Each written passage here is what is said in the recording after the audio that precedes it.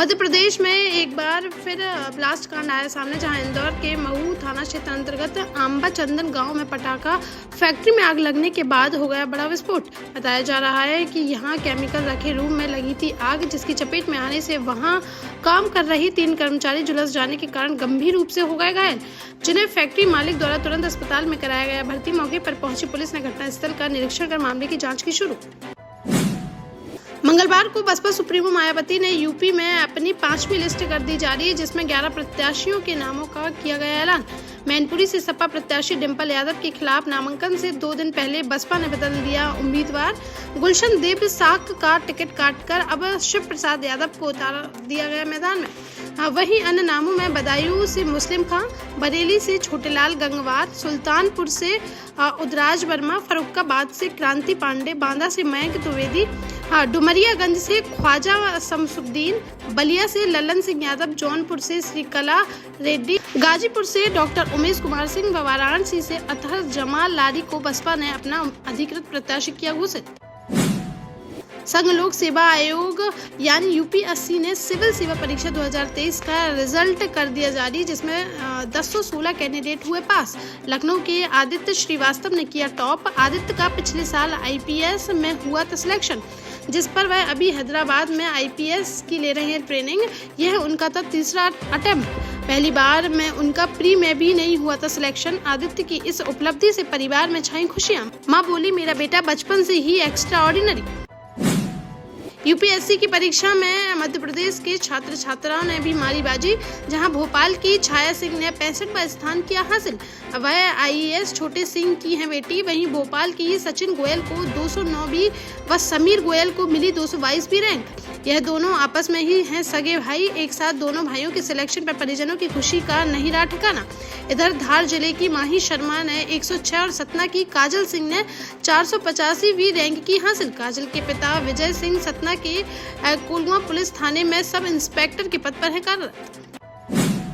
बैतूल में 6 साल के बच्चे की बियर की बोतल से गला रेतकर कर दी गई हत्या, जहां बच्चा अपनी मां और आरोपी के साथ रह रहा था।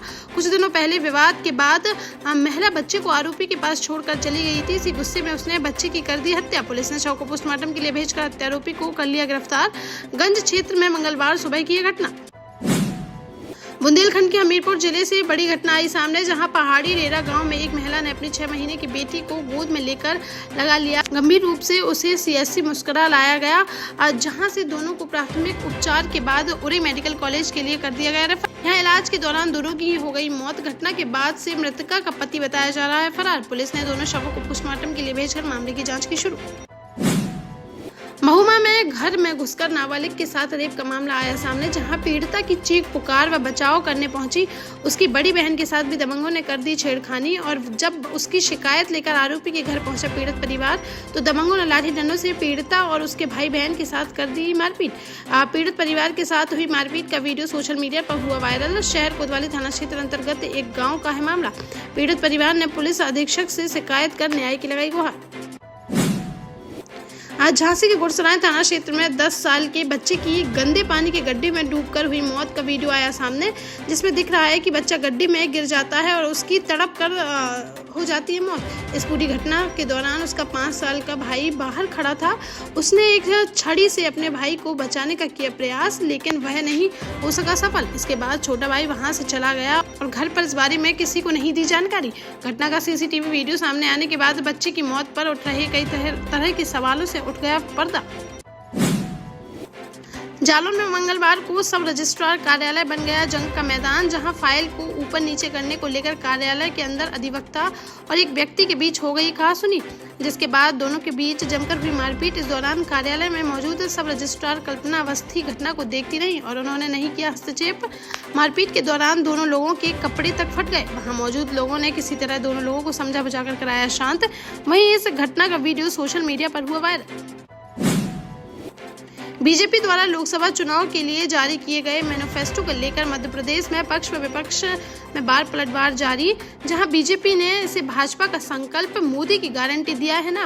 बीजेपी के मैनिफेस्टो में 2047 का दिया गया है विजन। वहीं कांग्रेस प्रदेश अध्यक्ष जीतू पटवारी ने इस पर कहा कि प्रधानमंत्री ने कल एक इंटरव्यू दिया और की बहुत सारी बातें, लेकिन बॉन्ड और करप्शन की नहीं की बात, बेरोजगारी, काले धन की नहीं की बात, देश की चरमाई अर्थव्यवस्था पर नहीं की बात, देश में जो महंगाई हो गई उस पर नहीं की बात। बोले प्रधानमंत्री जी तब की बात कर रहे हैं जब हम जीवित भी नहीं रहेंगे। झांसी कानपुर हाईवे पर मौट कोतवाली थाना क्षेत्र वन विभाग के सामने नाले में सड़ी गली अवस्था में नरकंकाल मिलने से मचा हड़कंप। सूचना मिलते ही तुरंत मौके पर पहुंची पुलिस ने घटनास्थल का किया निरीक्षण। वहीं काफी छानबीन के बाद भी शव की नहीं की सकी पहचान। पुलिस ने शव को पोस्टमार्टम के लिए भेजकर मृतक की शिनाख्त करने के साथ ही मामले की जाँच की शुरू। दमोह के जैन तीर्थ कुंडलपुर में मंगलवार को आचार्य विद्यासागर जी महाराज के उत्तराधिकार के तौर पर समय सागर जी महाराज ने आचार्य पद पर कर लिया ग्रहण। जहां आरएसएस प्रमुख मोहन भागवत सहित सभी अतिथि समय सागर महाराज को आसन लेकर पहुंचे। वहीं मुख्यमंत्री डॉक्टर मोहन यादव ने मंच पर पहुंचकर आचार्य श्री का लिया आशीर्वाद। कुंडलपुर में हुए पदारोहण महोत्सव का करीब 2 लाख लोग बने साक्षी। इस दौरान सीएम मोहन यादव ने कहा कि समय सागर जी महाराज का आचार्य पदारोहण हम सबके लिए सौभाग्य की बात है। हमें उनका हमेशा मिलता रहेगा मार्गदर्शन। जालौन में मंगलवार दोपहर को एक चलती क्विड कार में भीषण गर्मी के कारण अचानक से लग गई आग और देखते ही देखते आग ने विकराल रूप कर लिया धारण, जिसे देख कार चालक व उसमें सवार लोगों ने तुरंत बाहर कूदकर बचाई अपनी जान। मौके पर पहुंची पुलिस ने फायर ब्रिगेड की टीम ने काफी मशक्कत के बाद आग पर पाया काबू, लेकिन तब तक कार पूरी तरह से जलकर हो चुकी थी खाक। गनीमत रही कि कार में बैठे लोगों को किसी प्रकार की नहीं पहुंची क्षति। आटा थाना क्षेत्र अंतर्गत आने वाले झांसी कानपुर हाईवे पर लिंक रोड हैदलपुर की घटना। राजगढ़ में पूर्व सीएम दिग्विजय सिंह ने मंगलवार दोपहर दाखिल किया अपना नामांकन, जहां पहले उन्होंने अपनी पत्नी अमृता के साथ जलपा माता मंदिर में पहुंचकर विधि विधान से पूजा अर्चना कर लिया माता का आशीर्वाद। फिर कलेक्ट्रेट पहुंचकर दाखिल किया नामांकन। इसके बाद उन्होंने मीडिया से की बातचीत, जिसमें सीएम मोहन यादव द्वारा रामद्रोही कहे जाने वाले सवाल पर पलटवार करते हुए कहा कि जिनने मुझे कहा है रामद्रोही, वो वीडियो क्लिप मेरे पास आ गई तो उन पर करवाऊंगा एफआईआर दर्ज। मुरैना श्योपुर सीट से कांग्रेस प्रत्याशी सत्यपाल उर्फ नीटू सिकरवार ने भी मंगलवार को अपना नामांकन किया दाखिल, जिसके बाद कांग्रेस प्रदेश अध्यक्ष जीतू पटवारी की मौजूदगी ने एक विशाल जनसभा का किया आयोजन।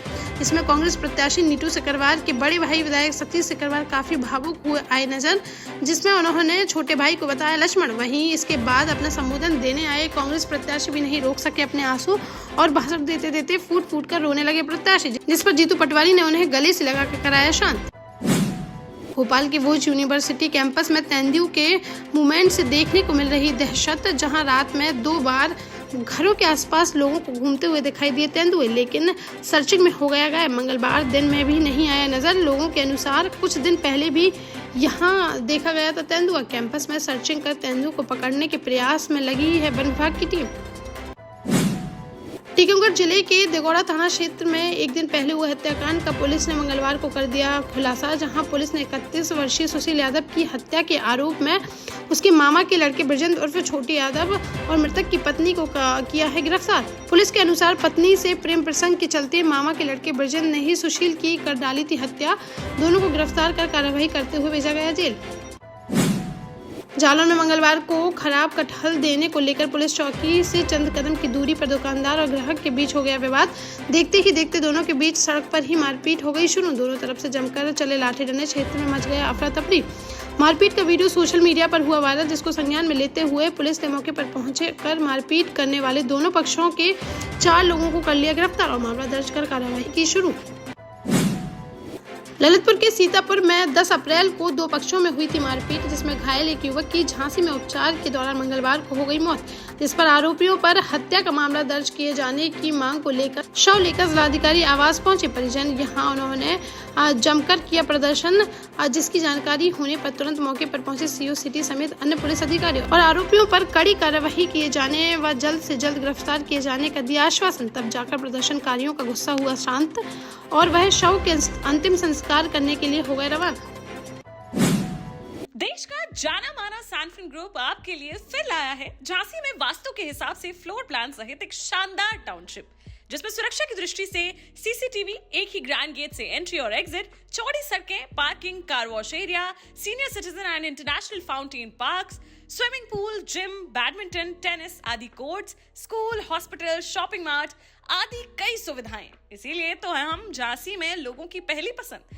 12 साल पहले अपने स्टार्टअप के साथ ही योग्य नेतृत्व, अनुभवी टीम और सक्षम सेंट्रलाइज और उत्तरदायी प्रबंधन के बल पर सबको घर गुणवत्ता के साथ समय पर घर की योजना के तहत सैनफिन समूह ने बहुत ही कम समय में 1500 से ज्यादा यूनिट्स को दिया है कब्जा। समय पर डिलीवरी से हमारे ग्राहकों में बढ़ा है विश्वास और मिली है संतुष्टि।